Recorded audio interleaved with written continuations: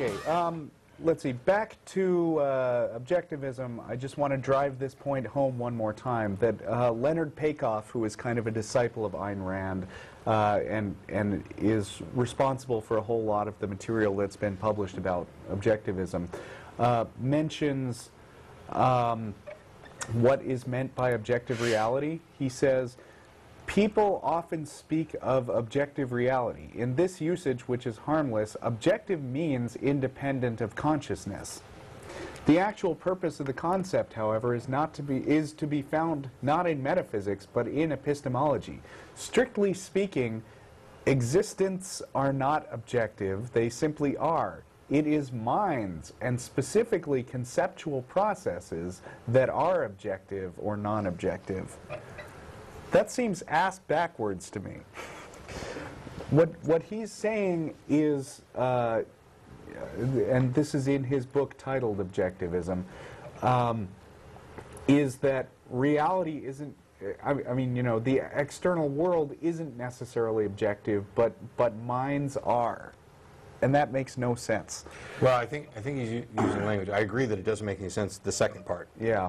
But when he says, strictly speaking, existents are not objective, I think he's saying, now we're getting back to word usage, I think he's saying that they're not objective in the sense that they're talking about.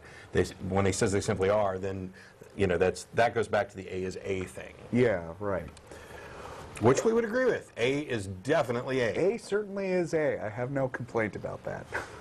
A is not A-OK. It's just A. So, I mean, to go with a theme here, one of my central objectives, one of my central objections to objectivism is the treatment of, is the sort of declaration that everything should be objective. That not only is the physical world objective, but there are values which everybody must have, and there are no real subjective values. If there are, then it's basically the result of bad thinking that's not in line with objectivism. Okay, so I'm going to get a little bit into Ayn Rand's books. Anthem is not one of her more famous books. The most famous ones are The Fountainhead and Atlas Shrugged. The Fountainhead is about a brilliant architect named Howard Rourke. This is going to be the super-duper compressed summary of the book.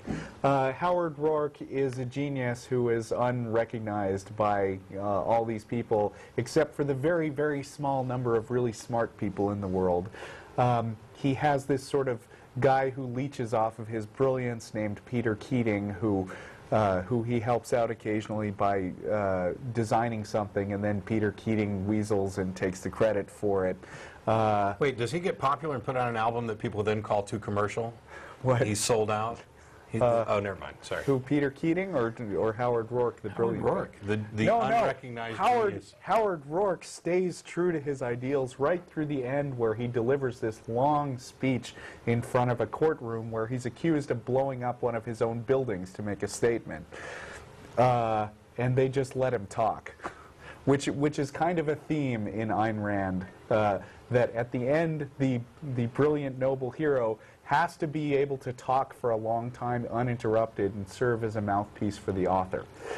Meanwhile, there's this interesting villain in Ayn Rand's book named Ellsworth Toohey, who kind of exemplifies everything that's wrong in the Ayn Rand universe, which is, well, earlier I mentioned that one of her fundamental principles is that man must not sacrifice himself to other people.